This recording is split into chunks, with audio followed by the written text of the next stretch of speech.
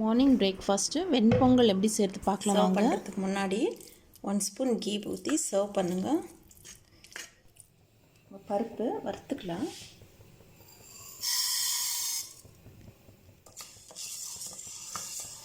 இப்போ நம்ம எந்த கப்பில் பருப்பு எடுத்தோமோ அதே கப்பில் நம்ம அரிசி எடுத்துக்கலாம். அதே குவான்டிட்டி,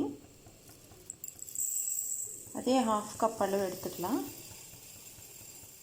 இந்த பருப்பு ஒரு கண்டெய்னரில் கொட்டினா வாஷ் பண்ணி எடுத்துகிட்டு வந்துடலாம்.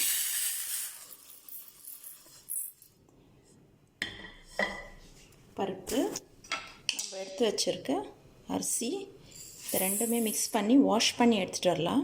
பண்ணின்னு வந்துட்டோம். பொங்கல் செய்கிறதுக்கு அரிசி பருப்பு கழுவின்னு வந்துட்டோம்.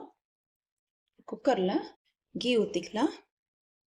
கீ ஆயில் எத்தனை ஆட் பண்ணிக்கிங்க. நான் கொஞ்சம் பொங்கலுக்கு கீ அதிகமாக தான் போடுறது. மிளகு, சீரகம், கேஷ்யூ நட் கீயில் ஃப்ரை பண்ணிக்கலாம். 1 டீஸ்பூன் மிளகு, 1 டீஸ்பூன் சீரகம் போட்டுங்க. கேஷ்யூ நட் கொஞ்சம் போட்டுங்க. இதெல்லாம் அந்த கீயில் ஃப்ரை ஆகட்டும். கீ ஆயில் கூட நம்ம மிக்ஸ் பண்ணிக்கலாம். அப்புறம் இஞ்சி ஃபைனாக சாப் பண்ணி வச்சுருக்கேன். ஒரு ஸ்மால் பீஸ் ஜிஞ்சரு ஃபைனாக சாப் பண்ணி வச்சுருக்கேன். கறி லீவ்ஸு, பச்சை மிளகாய், இஞ்சி, கறி லீவ்ஸு ஆட் பண்ணிக்கலாம். கொஞ்சம் பெருங்காயம் ஆட் பண்ணிக்கோங்க. நான் எடுத்துருக்கிற ரேஷியோவில் அரிசி பருப்பு நீங்கள் எடுத்துக்கிட்டிங்கன்னா பொங்கல் ரொம்ப டேஸ்ட்டாக வரும். இப்போது நம்ம இதெல்லாம் ஃப்ரை ஆகிடுச்சு. நம்ம வாஷ் பண்ணி வச்சுருக்கோம் அரிசி பருப்பு ஆட் பண்ணிக்கலாம்.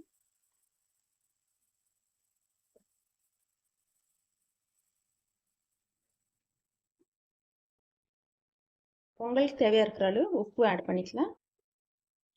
உப்பு ஆட் பண்ணிவிட்டு நம்ம தண்ணி ஊற்றிக்கலாம்.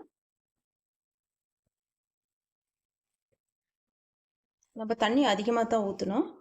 இப்போ அரிசி பருப்பெல்லாம் சேர்ந்து 1 கப் இருந்துச்சு. அதனால நம்ம 3 கப் அளவு மெஷர்மெண்ட்டு வாட்டர் ஊற்றிக்கணும்.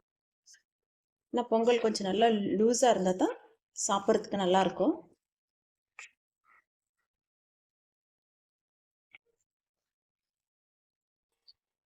அரிசி பருப்பு 1 கப்பு, வாட்டர் 3 கப் ஊற்றிருக்கேன். ஸ்டீம் வந்துடுச்சு. வெயிட் போட்டு 10 மினிட்ஸ் விடுங்க. 10 மினிட்ஸ் ஆயிடுச்சு. பொங்கல் எந்த அளவுக்கு ஆயிருக்கு பாருங்க. நம்ம தண்ணி எக்ஸ்ட்ராவே ஊற்றணும். அப்படி ஊற்றுனதுனால தான் நம்மளுக்கு இந்த அளவுக்கு லிக்விடாக இருக்குது. சூப்பராக நம்மளுக்கு பொங்கல் ரெடி ஆயிடுச்சு.